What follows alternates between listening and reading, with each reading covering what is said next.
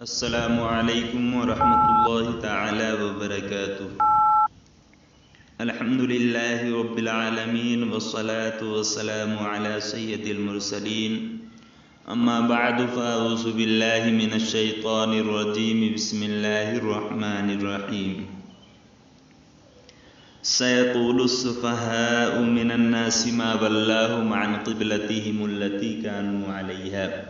قل للہ المشرق والمغرب یہدی من یشاء الی صراط مستقیم۔ صدق اللہ مولانا العظیم وصدق رسولہ النبی الکریم، ونحن علی ذلک لمن الشاہدین والشاکرین والحمد للہ رب العالمین۔ نہایت محبت و عقیدت کے ساتھ درود و سلام کی نثریں پیش کر لیں۔ اللہم صلی علی سیدنا و مولانا محمد وبارک وسلم، صلو علیہ صلاۃ و سلام علیک یا رسول اللہ صلی اللہ تعالی علیہ وسلم۔ برادران ملت، دوسرے پارے کا آغاز اس بیان سے ہے کہ اب مسلمانوں کا قبلہ تبدیل کیا جا رہا ہے اور ہٹ دھرم لوگ یعنی یہود، منافقین، کفار و مشرکین اس پر اعتراض و طعن کریں گے کہ بجائے بیت المقدس کے کعبہ معظمہ قبلہ کیوں بنایا گیا۔ کفار کے طعن کرنے سے قبل قرآن پاک میں اس کی خبر دے دینا غیبی خبروں میں سے ہے۔ دراصل رسول پاک علیہ السلام کے مدنی دور کی ابتدا میں 16-17 ماہ تک بیت المقدس کی جانب رخ کر کے نمازیں پڑھی گئیں۔ پھر ایک دن ظہر کی نماز کے دوران رسول کریم علیہ السلام کی خواہش پر اللہ تعالیٰ نے بیت المقدس کے بجائے بیت اللہ کو قبلہ نماز بنانے کا حکم نازل فرمایا، اور اس تحویل قبلہ کی حکمت بھی اللہ تعالیٰ نے خود بیان فرما دی۔ ارشاد فرمایا، اے رسول مکرم صلی اللہ تعالی علیہ وسلم، جس قبلہ پر آپ پہلے تھے ہم نے اس کو قبلہ اس لیے بنایا تھا تاکہ ہم ظاہر کر دیں کہ کون غیر مشروط طور پر رسول گرامی وقار صلی اللہ تعالی علیہ وسلم کی پیروی کرتا ہے، اور اس کو اس سے ممتاز کر دیں جو اپنی ایڑیوں پر کفر کی جانب پلٹ جاتا ہے۔ یہ بھی فرمایا، بے شک ہم نے بارہا وحی کے انتظار میں آپ صلی اللہ تعالی علیہ وسلم کو آسمان کی طرف رخ پلٹتے ہوئے دیکھا ہے، سو ہم آپ کو ضرور ضرور اسی قبلہ کی جانب پھیر دیں گے جو آپ کو پسند ہے، پس آپ اپنا رخ مسجد حرام کی جانب پھیر لیں۔ طعن کرنے والوں کو بے وقوف اس لیے کہا گیا کہ وہ نہایت واضح بات پر معترض ہوئے، باوجود کہ انبیاء سابقین نے نبی آخر الزماں کے خصائص میں آپ کا لقب ذوالقبلتین، دو قبلوں والا ذکر فرمایا، اور تحویل قبلہ اس کی دلیل ہے کہ یہ وہی نبی ہیں جن کی پہلے انبیاء خبر دیتے آئے۔ ایسے روشن نشان سے فائدہ نہ اٹھانا اور معترض ہونا کمال حماقت ہے۔ آگے چل کر پھر فرمایا کہ مسلمان جہاں کہیں بھی ہو اسے نماز کے وقت اپنا رخ مسجد حرام کی جانب پھیر دینا چاہیے، اور اس پر اہل کتاب سے کوئی سودے بازی یا مفاہمت نہیں ہو سکتی۔ یہ بھی بتایا کہ تورات و انجیل میں رسول اللہ صلی اللہ علیہ وسلم کی جو روشن نشانیاں بیان کی بتائی گئی ہیں، ان کی روشنی میں اہل کتاب رسول اللہ صلی اللہ علیہ وسلم کو اس طرح پہچانتے ہیں جس طرح اپنے بیٹوں کو پہچانتے ہیں، لیکن ان کے انکار کا سبب صرف کتمان حق ہے۔ اسی صورت میں رسول کریم صلی اللہ تعالی علیہ وسلم کی بعثت اور منصب نبوت کے فرائض کو ایک بار پھر بیان کیا گیا، یعنی تلاوت آیات الہی، تزکیہ باطن اور تعلیم کتاب و حکمت۔ آیت نمبر 153 تا 56 میں ہر مصیبت کے وقت صبر اور نماز کو اللہ تعالیٰ کی نصرت کا وسیلہ بنانے کی تعلیم دی گئی ہے، اور راہ حق میں پیش آنے والی آزمائشوں کا ذکر ہے جو دشمن کے خوف، بھوک، جان و مال اور اولاد کے تلف ہونے کی صورت میں بھی ہو سکتی ہیں۔ ان مشکلات میں اہل صبر کو بشارتیں دی گئی ہیں اور اللہ کی راہ میں درجہ شہادت پانے والوں کے لیے ابدی زندگی کی بشارت دی گئی ہے۔ آیت نمبر 159 تا 163 میں بتایا گیا کہ جو لوگ دین کی حقانیت کے روشن دلائل اور پیغام ہدایت کو چھپاتے ہیں ان پر اللہ تعالیٰ، اس کے فرشتوں اور سب لوگوں کی لعنت اور دائمی عذاب کی وعید ہے، مگر جو توبہ کر لیں اور اپنی اصلاح کر لیں ان کے لیے توبہ کی قبولیت کا دروازہ کھلا ہے۔ آیت نمبر 164 تا 167 میں اللہ تعالیٰ کی توحید اور اس کی قدرت کی نشانیوں کا ذکر ہے، یعنی زمین و آسمان کی پیدائش، گردش لیل و نہار کا نظام، سمندروں میں انسانی فائدے کے لیے کشتیوں اور جہازوں کا رواں دواں رہنا، بارش کے قدرتی نظام کے ذریعے خشک اور بنجر زمین کا دوبارہ زرخیز اور آباد ہونا، ہواؤں کا چلنا اور آسمان و زمین کے درمیان بادلوں کا معلق رہنا وغیرہ۔ یہ بھی بتایا کہ مشرکوں کو جتنی اپنے باطل معبودوں سے محبت ہے، اہل ایمان کو اس سے بہت زیادہ اللہ سے محبت ہے۔ یہ بھی بیان ہوا کہ اس دنیا میں لوگ اپنے جن قائدین کی پیروی میں گمراہی کو اختیار کیے ہوئے ہیں، قیامت کے دن یہ قائد اللہ کے عذاب کو دیکھ کر اپنے پیروکاروں سے براءت کریں گے۔ آیت نمبر 172 تا 173 میں حکم ہوا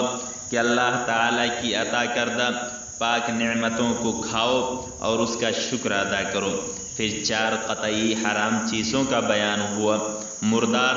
اس سے وہ حلال جانور مراد ہے جو طبعی موت مر گیا ہو، ذبح کے وقت بہنے والا خون، خنزیر کا گوشت، اور وہ حلال جانور جس پر ذبح کرتے وقت غیر اللہ کا نام لیا گیا ہو، صرف حالت اضطرار میں محض بقائے حیات کے لیے بقدر ضرورت ان کے استعمال کو مباح قرار دیا گیا ہے۔ آیت نمبر 177 میں بتایا کہ اصل نیکی صرف عبادت کے وقت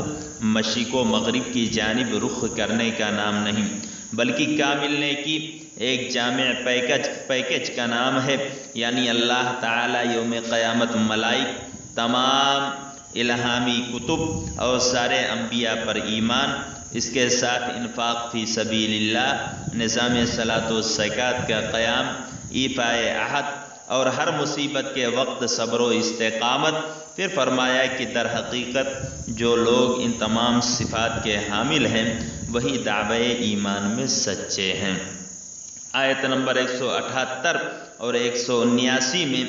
اسلام کے قانون قصاص کا بیان ہے، اور اللہ تبارک و تعالی نے فرمایا کہ قصاص میں تمہارے لیے زندگی ہے۔ چنانچہ آج جس معاشرے میں قانون قصاص عملاً نافذ نہیں، وہاں آئے دن بے قصور انسانوں کی جان، مال اور آبرو کی حرمت پامال ہو رہی ہے۔ آیت نمبر 194 میں 4 مہینوں کی حرمت کا بیان ہے۔ آیت نمبر 195 سے 203 تک حج اور عمرے اور حج کے بعض مسائل کا بیان ہے۔ آیت نمبر 207 اور 208 میں بتایا کہ حقیقت ایمان اللہ تعالیٰ کے ساتھ اپنی جان کا سودا ہے، اور اسلام بعض چیزوں کو قبول کرنے اور بعض کو رد کرنے کا نام نہیں، بلکہ اسلام کی حقیقت یہ ہے کہ اللہ تعالیٰ اور اس کے رسول کریم صلی اللہ تعالیٰ علیہ وسلم کے تمام احکام، اوامر و نواہی کو من و عن قبول کیا جائے۔ یہ نہیں ہو سکتا کہ بعض باتیں آپ کو پسند ہوں تو انہیں قبول کر لیں، اور جو باتیں آپ کو پسند نہ ہوں تو انہیں رد کر دیں۔ آیت نمبر 213 میں بتایا گیا کہ تمام لوگ اصل کے اعتبار سے ایک تھے، پھر اللہ تعالیٰ نے نظام رسالت قائم فرمایا، ہر دور کے لوگوں کے لیے کتاب ہدایت نازل کی، اس کے بعد انسانیت دو گروہوں میں بٹ گئی، ایک اہل حق یعنی انبیاء کے پیروکار اور دوسرے اہل باطل یعنی خواہشات نفس اور شیطان کے پیروکار۔ آیت نمبر 214 میں یہ بتایا گیا کہ جنت کا حقدار بننے کے لیے محض دعوی ایمان کافی نہیں، بلکہ اس کے لیے راہ حق میں مشکلات کا استقامت کے ساتھ مقابلہ کرنا ہے، جیسا کہ انبیاء کرام اور ان کے سچے پیروکاروں کی روشن مثالیں ہمارے سامنے موجود ہیں۔ آیت نمبر 215 میں انفاق فی سبیل اللہ کے مصارف کا بیان ہے، اور آیت نمبر 219 کو اس سے ملا کر سمجھیے تو اس امر کا بیان ہے کہ جو مال تمہاری ضرورت سے زیادہ ہو اسے اللہ کی راہ میں خرچ کرو۔ اسی آیت میں شراب اور جوئے کی حرمت کا ابتدائی بیان ہے کہ ان کے نفع کے مقابلے میں ان کا گناہ بہت بڑا ہے۔ آیت نمبر 216 میں جہاد کی فرضیت کا بیان ہے۔ آیت نمبر 221 میں مشرک عورتوں سے نکاح کی ممانعت کا بیان ہے، اور آیت نمبر 222 میں اس امر کا بیان ہے کہ ایام مخصوص یعنی حالت حیض و نفاس میں عورت سے مباشرت منع ہے۔ آیت نمبر 224 اور 225 میں اس امر کا بیان ہے کہ اگر کسی نے ایسی قسم کھا لی ہے جس پر قائم رہنا شریعت کی روح سے ناپسندیدہ ہے تو چاہیے کہ اسے توڑ دے اور کفارہ ادا کرے۔ چنانچہ فرمایا، اور تم نیکی، تقوی اور لوگوں کی خیر خواہی سے بچنے کے لیے اللہ کے نام کی قسمیں کھانے کو بہانہ نہ بناؤ۔ آیت نمبر 226 اور 227 میں ایلا کا بیان ہے۔ ایلا یہ ہے کہ کوئی شخص اپنی بیوی کو یہ کہے کہ اللہ کی قسم میں 4 ماہ تک یا ہمیشہ کے لیے تمہارے ساتھ ازدواجی تعلق قائم نہیں کروں گا۔ اگر 4 ماہ کے اندر قسم کا کفارہ ادا کر کے قسم توڑ دے تو نکاح قائم رہے گا، ورنہ ایک طلاق بائن واقع ہو جائے گی۔ آیت نمبر 228 میں یہ بتایا کہ مطلقہ عورت کی عدت ایام مخصوص کے 3 دورانیوں کی تکمیل ہے۔ آیت نمبر 229 میں یہ حکم بیان ہوا کہ 2 صریح طلاقیں خواہ الگ الگ دی جائیں یا ایک ساتھ دینے کے بعد بھی شوہر کو ایک طرفہ طور پر رجوع کا حق حاصل ہے، اور اگر تیسری طلاق دے دی تو بیوی اس پر حرام ہو جائے گی، یعنی اب براہ راست یا عقد ثانی کے ذریعے رجوع کی گنجائش نہیں ہے، سوائے اس کے کہ وہ عورت عدت گزرنے کے بعد اپنی مرضی سے کسی اور شخص سے نکاح کرے اور وہ شخص اپنی مرضی سے اسے طلاق دے، تو صرف اس صورت میں وہ سابق شوہر سے نکاح کر سکتی ہے۔ اس میں خلا کا بھی بیان ہے۔ آیت نمبر 231 اور 232 میں یہ بیان ہوا کہ عورت کو طلاق رجعی دینے کے بعد اگر خوش دلی سے اور حسن سلوک کے ساتھ اپنے نکاح میں رکھنے کا ارادہ ہو تو عدت ختم ہونے سے پہلے رجوع کر لو، اور اگر اسے حسن سلوک کے ساتھ نکاح میں رکھنے کا ارادہ نہ ہو تو محض ضرر پہنچانے اور اذیت دینے کے لیے اسے رجوع نہ کرو۔ آیت نمبر 233 میں اس امر کا بیان ہے کہ رضاعت کی کامل مدت 2 سال ہے۔ اگر 2 سال سے مدت میں اگر 2 سال سے کم مدت میں ماں کا دودھ چھڑانے سے بچے کی زندگی کو کوئی خطرہ نہ ہو یا دوسری غذاؤں سے اس کی ضرورت پوری ہو سکتی ہو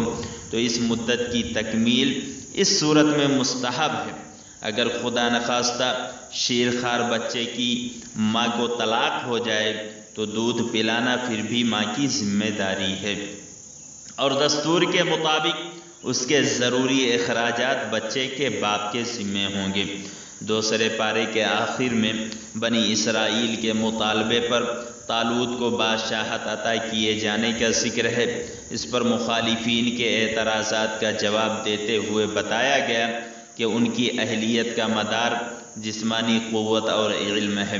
اور بادشاہت اللہ کی عطا سے ملتی ہے۔ پھر شموئیل علیہ السلام نے طالوت کی بادشاہت کی نشانی کے طور پر اپنی قوم کو بتایا کہ تمہارے پاس ایک تابوت آئے گا جسے فرشتے اٹھائے ہوئے ہوں گے، جو تمہارے لیے تمہارے رب کی جانب سے باعث طمانینت ہوگا، اور اس میں آل موسیٰ اور آل ہارون کے تبرکات ہوں گے۔ پھر طالوت کے ساتھ لڑنے والے لشکر کو ایک آزمائش سے گزارا گیا اور کم لوگ اس آزمائش پر پورا اترے۔ اللہ تعالیٰ نے یہ بھی بتایا کہ اہل ایمان کی قلیل جماعت دشمن کی کثیر جماعت پر غالب آ جاتی ہے۔ پھر جب جالوت اور اس کے لشکر کا مقابلہ ہوا تو اہل حق اور اصحاب طالوت نے یہ دعا پڑھی، اے ہمارے رب ہم پر صبر اڈیل دے اور ہم کو ثابت قدم رکھ اور کافروں کی قوم کے خلاف ہماری مدد فرما۔ پھر حضرت داؤد علیہ السلام نے جالوت کو قتل کیا، جالوت کے لشکر کو شکست ہوئی اور اللہ تعالیٰ نے داؤد علیہ السلام کو سلطنت اور حکمت عطا فرمائی۔ اللہ تعالیٰ نے یہ بھی فرمایا کہ وہ مفسدین کے شر کو اگر نیک لوگوں کے ذریعے دفع نہ فرمائے تو زمین میں فساد برپا ہو جائے۔ یہ سورہ بقرہ دوسرے پارے کا تفسیری خلاصہ تھا جو میں نے آپ کے سامنے پیش کیا۔ اللہ تبارک و تعالی ہمیں اسے سننے، سمجھنے اور دوسروں تک منتقل کرنے کی توفیق عطا فرمائے۔ السلام علیکم ورحمۃ اللہ تعالی وبرکاتہ۔ سامعین حضرات، ابھی یہ جو نعتیہ کلام آپ سماعت کر رہے تھے یہ توحید نیٹ ورک کی جانب سے سنایا جا رہا تھا۔ آپ بھی اپنے شہر کے جلسے ریکارڈنگ کرانے کے لیے رابطہ قائم کریں۔ توحید نیٹ ورک، موبائل نمبر 9967825444